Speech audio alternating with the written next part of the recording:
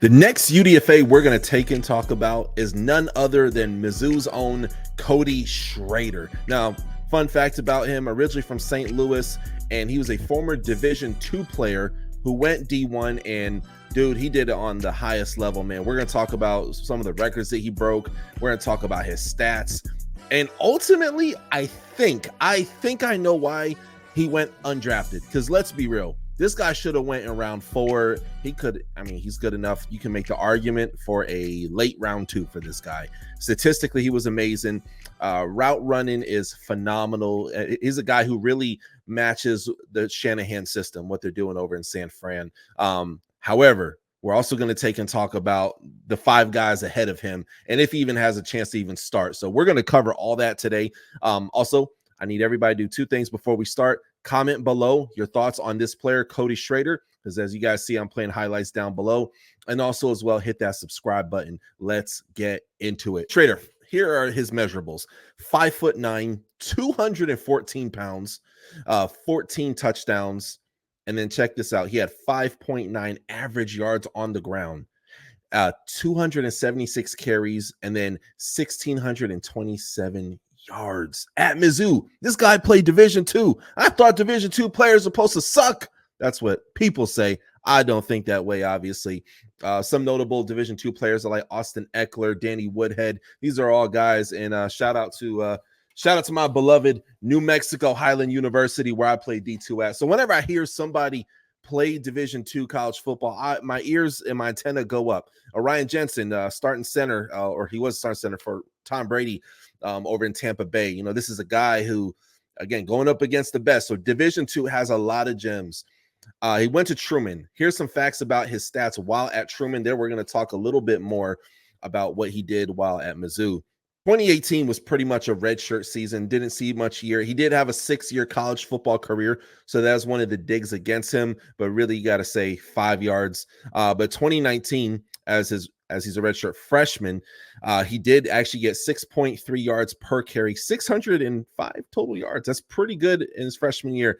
2020 kind of looks similar. Had only two rushing touchdown attempts, 3 straight 100-yard rushing games just to start the spring season.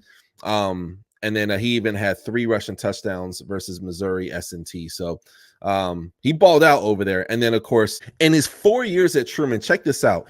He had 3,084 yards. However, 2021 is what put him on the map. And ultimately, he hit the transfer portal. Y'all know the rest. He went over to Mizzou. Guys, he had 2,074 yards on the ground. That is an impressive feat. I don't care if it's Division II. That could have got him drafted right there. But he stuck with it. He said, no, I'm going to go D1. I'm going to invest in myself. I'm going to continue my education, and I'm going to keep going. Eventually, he takes and he transfers over to Mizzou, and man, did he scorch the earth. Now, let's be real. We've heard tons of stories about people. They go from D2, tons of stories. I know guys personally who transferred from New Mexico Highlands University, where I was at. They went to UNM. They went to New Mexico State. They went to CSU. All these different schools, and we never heard from them ever again. So for him to turn it up a notch, I have a feeling we have not seen his ceiling yet. But here's an interesting fact. Cody Schrader, while at Mizzou, became the first player in SEC history with 200 rush yards and 100 receiving yards in one game. And then players with 200 rushing yards and 100 receiving yards in the last 25 seasons, there's only been 4. Devin O'Neal, Joe Mixon, Christian McCaffrey, who he's teammates with now, Steve Slayton, shout out to West Virginia. That's one of my favorite offenses of all time.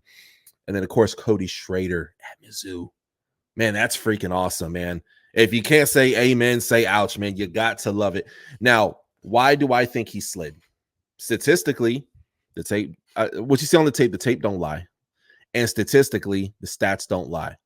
Jay-Z had the line, men lie, women lie, but numbers don't. And the numbers do not lie for Cody. But let's talk about this. 6 years of college football, really 5 years, minus the freshman year that he had. But the concern is wear and tear. His route running is amazing, but the concern is wear and tear. Doesn't have a huge history at all. I had trouble finding stuff about injuries. Comment below unless I could be wrong in that area. But also as well, he's coming into a room And now as a UDFA, you have power. I talk with tons of NFL agents. And if you're not familiar with my show, another reason to subscribe. I've interviewed close to 100 NFL draft prospects on this show. There's some retired players in there, and I've actually done over 100 players. But yeah, it's been a lot, and then even some active as well. But in talking with these guys and talking to agents and the relationships that I have built throughout the years, UDFA is sometimes better than getting drafted because you're able to choose where you want to go and what may be the best fit. What's interesting is he's coming to a packed room. Gosh, hear these names, y'all. Elijah Mitchell, Isaac Guerrero, who was just drafted, Jordan Mason, not super familiar with him, be transparent with y'all, Patrick Taylor, again, not super familiar with that name, and then Christian McCaffrey. Of course, I know that name, best running back in the NFL. But I have to take and say, this is where I think that he lands. I think worst case scenario, even if he gets injured, I pray to God that don't happen, he is landing on the practice squad. Best case scenario, he balls out, blows our mind, and we either see Patrick Taylor or Jordan Mason on the practice squad. Or they just rock 6 running backs because it's, hey, they're a run-heavy type offense. So we could see that as well, too. I don't see that happening, but stranger things have happened.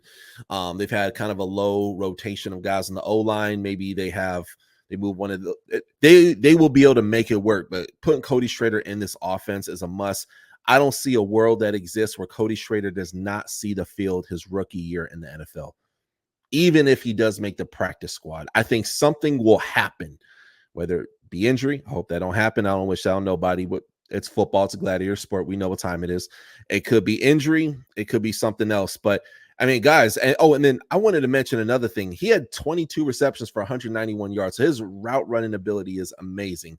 Not a whole lot of injury from what I have read online, but this guy is absolutely amazing. So that's pretty much all my thoughts on Cody Schrader. Again, he is one of the best running backs.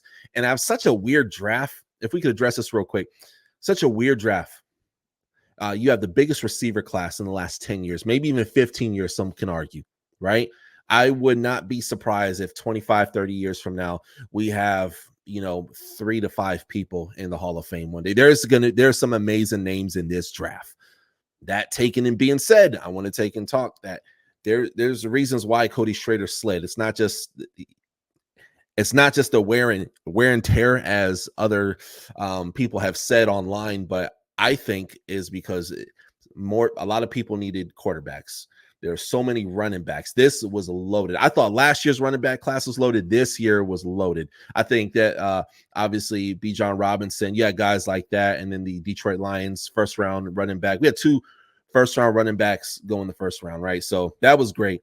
But as far as well-roundedness, I mean, there were probably 15 to 20 really good running backs. And unfortunately, hey, he was a guy who slid all the way down to UDFA, but I don't have any concerns with this guy. He's one of my favorite running backs. I had the pleasure of interviewing, I believe it was Marcellus Johnson, and he was one of the backup O-linemen for MIZZOU. And we talked about, his relationship with, as they call him, Shredder and stuff like that. So I'm excited. I'm excited for this young man. Comment below your thoughts on highlights down below.